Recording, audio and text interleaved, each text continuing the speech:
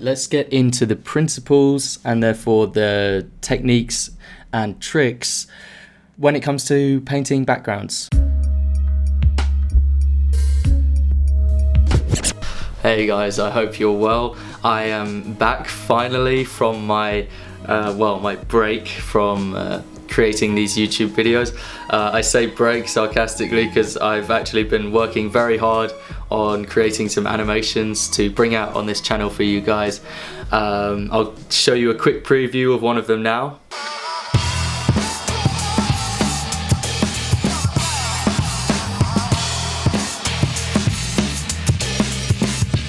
And also a quick preview of another one. These animations are going to be released on this channel this summer, along with a few other animations that I've been meaning to finish for a long time. And I've also got a lot of footage and extra behind the scenes stuff about how I made them. And so so with this video I'll be talking about my process of creating backgrounds, the backgrounds for these animations. So my main core principle that I'm always going to be coming back to is directing focus. So background painting is all about directing focus, especially in an animation where some shots are only shown for mere seconds. Focus is needed for the information of the shot to quickly be understood by the audience. Perhaps the most effective way to direct focus is through contrast. So making the object of focus contrast the things that are not meant to be focused on, and the areas that contain the most contrast, whether that's in colors, in the shapes, the audience's attention are going to go straight to that thing, and often that's what you want. The director is saying to the audience, look here, this is what's important. And in order to tell a good story, you need to be able to do that. You need to have the toolkit to be able to show the audience what they should be focusing on at any time. I also advise that you try to keep each background simple because they are in the background, they are not the focus. So unless you deliberately give the audience time to explore the background, if say they're in a new environment and there's an establishing shot, the elements should all support the area that is being focused on. And indeed, even if you are doing an establishing shot, there will still be an area of focus for that establishing shot. And so everything else in the background needs to sort of complement that and needs to support what is the area of focus. So use detail to direct focus as well. So detailed areas will have their attention drawn to them, and simplified areas will guide the viewer to areas which have more detail. So in this film, I reduced all of the trees in the distant trees, to have less detail than the foreground trees. In fact, the trees in the distance, they were all almost one block color, or they had a sort of very light gradient on them. And then the foreground trees would have slightly more detail than them. And then I gave the foreground trees less detail than the characters. So there's a sort of hierarchy there. It's the hierarchy of detail. Another principle that has really helped me through this process of painting backgrounds is the idea that all color is relative. So the color is only that color when it's put in its surroundings. I can tell you that and you can sort of understand it, you can sort of reason with it, but then it takes a lot of experience to actually be able to understand it and apply it in your paintings and understand it intimately in a way that you can use that principle. But yeah, that's really important to consider at all times, and that's something that's sort of in the back of my mind when I'm painting. Ambient color is another sort of principle that I'm thinking of, and it's along the same lines. So if you're working in like a very blue environment like this one that I was working in, there's ice and snow everywhere, and that blue ambient light is being bounced all around the place.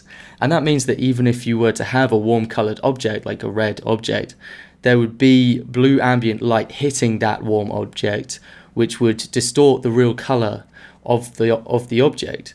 So in later videos I'll go into that in more depth because it's a really important point. So a trick with this ambient color now, this principle, Stick to your main areas of the hue spectrum by color picking with the colors you already have down on your piece. And this will help to keep it simple and direct the focus of the piece like explained before. Typically you only occupy maybe 2 or even just 1 area of the hue spectrum with your background piece. With me it was either just 1 area which was all in this certain blue color, or it was blue and orange, or it was blue and red, or at sometimes it was blue and purple.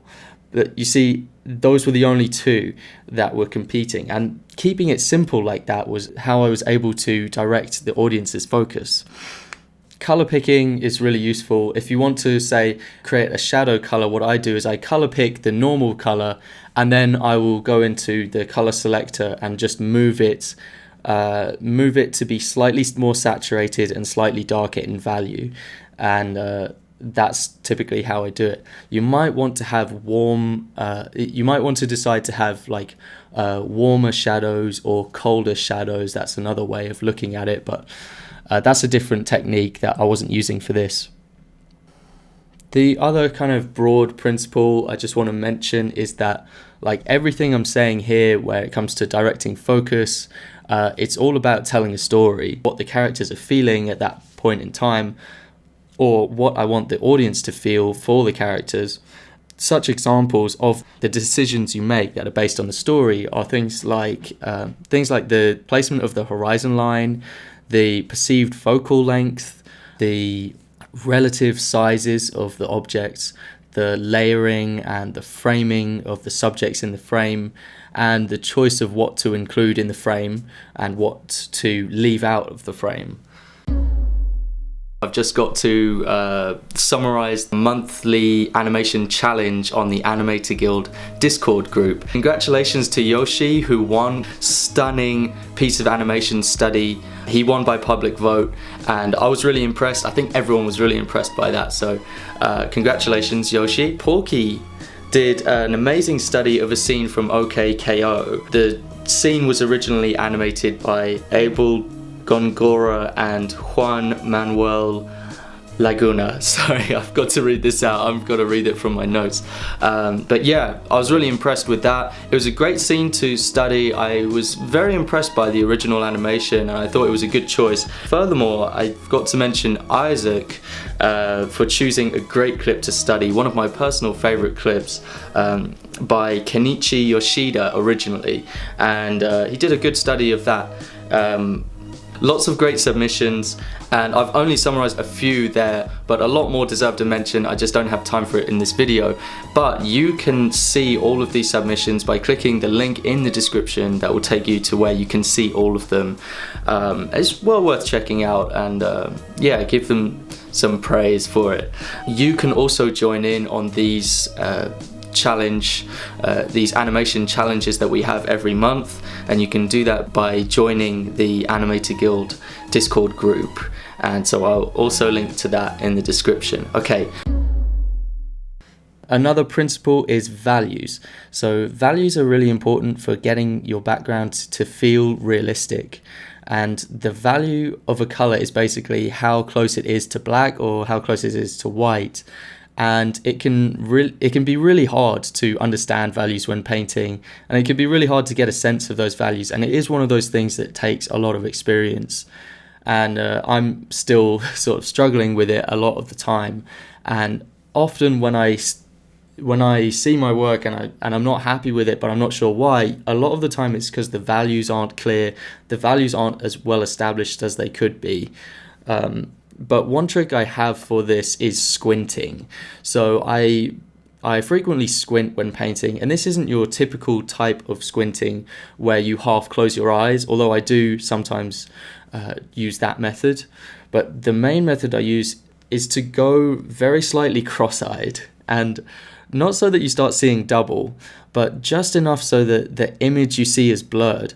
And this allows me to see beyond the detail of the sketches that I've put down, and to see the values instead and the overall shapes that those values are creating. And I tend to do this when I'm moving things about and putting attention putting down colors and deciding on what color a layer or object should be. When you blur your vision by squinting, pay attention to the areas of light and dark in your composition. Are they scrambled, or are they clearly attracting your attention to an area? And in this piece, I had the character sit in a clearing, and I gave that clearing a very light value to contrast the character's dark value, and then I surrounded the clearing with darker values, and this clearly defined that circular area, and it clearly attracts your eye to the character who's at the centerpiece of that circle. And the values also helped the story in that particular case, because the presence of light there suggests that the character has learned something, and indeed in the story the character does learn something in that moment. I don't want to spoil the story more than that, but it's so crucial to the story, and the background helped me to hit that point home for the audience. So for background painting in animation, you don't need to reinvent the wheel. So I suggest that you reuse a lot of your colors. When I pick a color, well, first of all, what I do is I start with a color that I've already used in another piece, if it's part of the same background set. And then once I've put down the main colors, what I do is I color pick the colors that are already on my canvas, or I pick from another piece of concept art that I've done that's in the same environment. So you'll often see me drag in a previous background painting that I've already done and color pick from that. And it's because you don't need to reinvent the wheel. In fact, it's better if you reuse the same colors, because firstly, it makes your piece more cohesive, and also it saves you loads of time. If you're painting multiple backgrounds or the same environment, it will help you stay consistent from shot to shot. So for concept art painting, another trick you can do to start off is to start on an old piece of concept art you've already made, and now you blur that concept art piece and paint over the top of it. You might even want to flip it upside down or to the side just to mix things up and to get a fresh idea. This is much easier than starting with a blank white page. The only time that I start with a white page is when I'm sketching. So with me, I'm more confident in my abilities to sketch out a drawing rather than to put paint down and then to define it that way. But that really depends on whether you're stronger in painting with large brushstrokes, or if you're better at sketching. And I spend most of my time sketching, so that's where I'm confident. But my sort of attitude is like, if you can't sketch it, it probably won't look that great as a painting. And I have this method of like converting my sketches into paintings gradually, where I paint the lines as the colors that I want them to be, and then I fill in the paint. But that's just my method of doing it. It's not necessarily the best method. So there's this principle as well, similar to the other ones that I've said, the principle of atmosphere. Now, a lot of what we see is heavily influenced by the way light behaves in our atmosphere. This phenomenon of atmospheric depth can actually help us to direct the audience's focus by using contrast to separate the different layers of depth. And here's a trick now that I use for this principle. So you want to visually separate your layers of depth. I found a great trick for this, which I use all the time. So let's say you have your different layers of depth separated out into groups.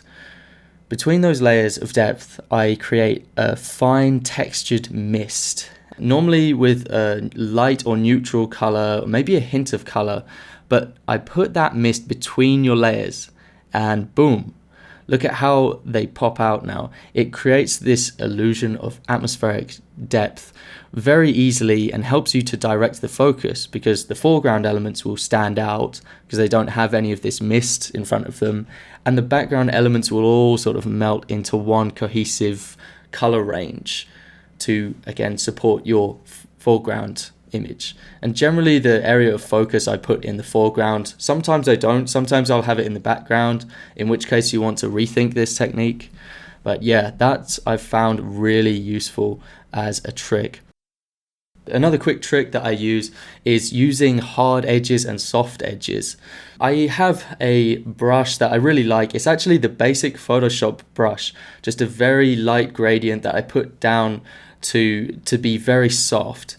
And I use that in conjunction with the lasso tool because the lasso tool creates that hard edge to go against. And I find that the contrast between the hard edges and the very soft edges creates really nice appeal in a painting. And in fact, this can be compared to using masking tape on street art or on your canvas. But that's basically something that I rely upon quite a lot. And it really helped when creating these mountain environments as well, because I found that mountains typically had very clear-cut areas of shadow and light. So yeah, that technique really helped me for this. Here's a bonus technique. Let the brush do the work. This is something I often tell myself, and it's advice that I've given to other people when they've asked for feedback from me. So use the largest brush setting possible for what you're doing. Let the brush do the work. The best example I can give for this is a sunset. So instead of having a tiny brush and trying to paint something big by blending it and trying endlessly to sort of blend these colors with a little brush, and then you'll really struggle to do that. Get a big brush and make it really soft, and then just dab it a little. It's much easier that way and much quicker, and you'll get a better result. When selecting a brush, always think, what's the biggest brush I can use for this, and what way can I use the least amount of strokes? Alright, thank you for watching this video. I have a Patreon account if you want to help support me and sponsor me. I'll leave the link in the description to that. If you have the time, I'd really appreciate it if you go into the comments section of this video, just maybe leave a technique of your own for painting backgrounds, or maybe tell me which techniques of these you found the most interesting or useful. And I'll see you in the next video. Goodbye.